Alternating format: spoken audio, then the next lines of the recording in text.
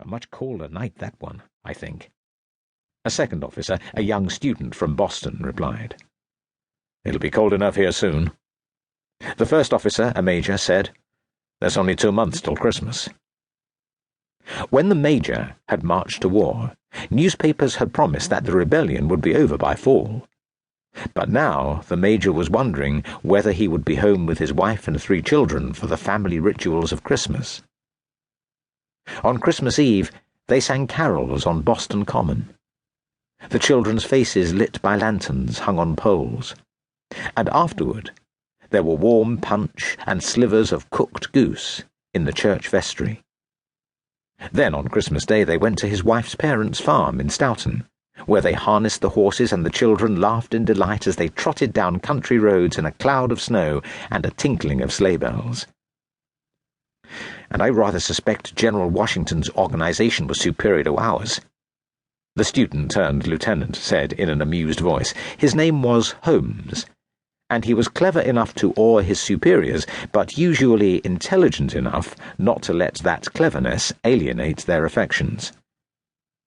I'm sure our organization will suffice, the major said, just a little too defensively. I'm sure you're right, Lieutenant Holmes said, though he was not sure of that fact at all. 3 regiments of northern troops waited to cross, and there were just 3 small boats to carry them from the Maryland shore to the island that lay close to the river's far bank, upon which island the troops must land before re-embarking on 2 more boats for the final short crossing to the Virginia mainland. Doubtless they were crossing the river at the spot closest to the enemy encampment, but Lieutenant Holmes could not really understand why they did not cross a mile upstream, where no island obstructed the river. Maybe, Holmes surmised, this was such an unlikely crossing place that the rebels would never think to guard it. And that seemed the best explanation he could find. But if the choice of crossing place was obscure, at least the night's purpose was clear. The expedition would climb the Virginia bluffs to attack the rebel camp and capture as many Confederates as possible. Some rebels would get away, but those fugitives would find their flight blocked by a second Yankee force that was crossing the river 5 miles downstream. That force would cut the turnpike that led from Leesburg to the rebel headquarters at Centerville, and by trapping the defeated rebel forces, it would provide the North with a small but significant victory to prove that the Army of the Potomac could do more than just drill and train and mount impressive parades. The capture of Leesburg would be a welcome bonus, but the night's real purpose was to prove that the newly trained Army of the Potomac was ready and able to whip the rebels ragged. To which end, the small boats struggled back and forth in the mist.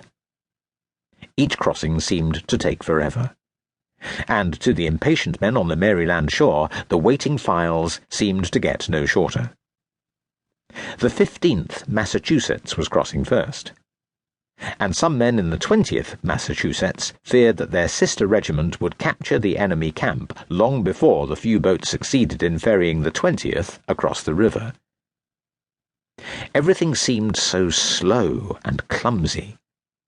Rifle butts clattered on gunnels, and bayonet scabbards snagged themselves on the bushes at the water's edge as the men clambered into the rowboats.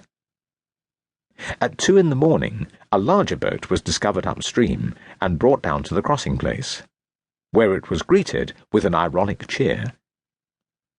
It seemed to Lieutenant Holmes that the waiting men were making a lot of noise, enough surely to alert any rebels who might be guarding the Virginia bank. But no challenge sounded through the mist, and no rifle shots echoed from the high wooded slope that loomed so ominously beyond the island. "Does the island have a name?"